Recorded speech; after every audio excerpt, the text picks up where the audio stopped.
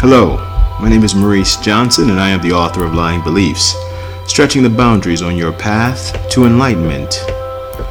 Okay, what we're going to talk about today is consciousness.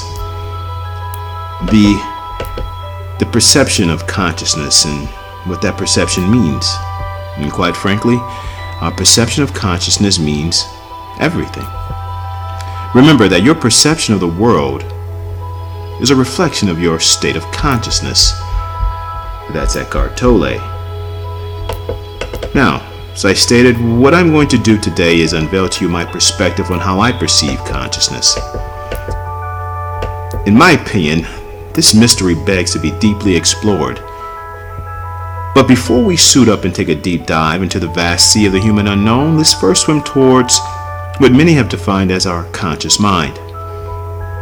Consciousness is considered the state of being aware of an external object or something within oneself.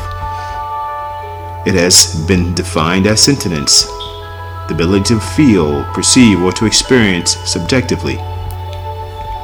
Consciousness has been deemed as wakefulness, having a sense of selfhood, and the executive control system of the human mind.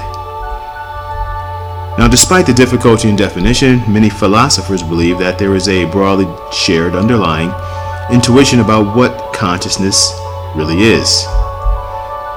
Okay, with that being said, let's address Sigmund Freud's theory.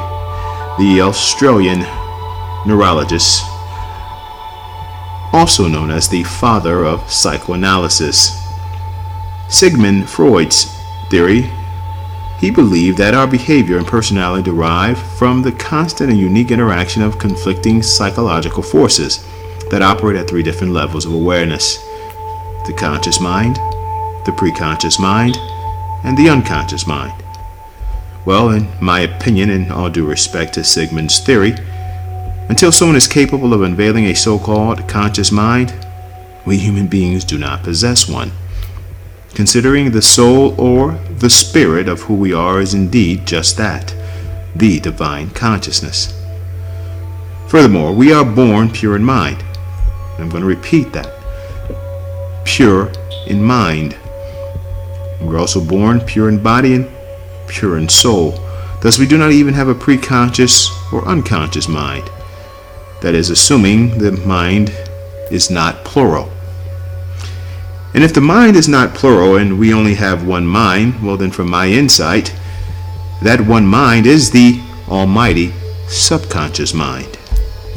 Now, although scientists have yet to determine a specific location within the human brain that produces consciousness, they have presumed that there is no other practical place outside of the brain that could naturally produce consciousness. So, we live our entire lives believing in a scientific presumption that the most essential phenomenon in this universe stems from our brain, as if it's an undisputed fact. Now, the question that is forever burning is, does the formless essence of consciousness really stem from the human brain?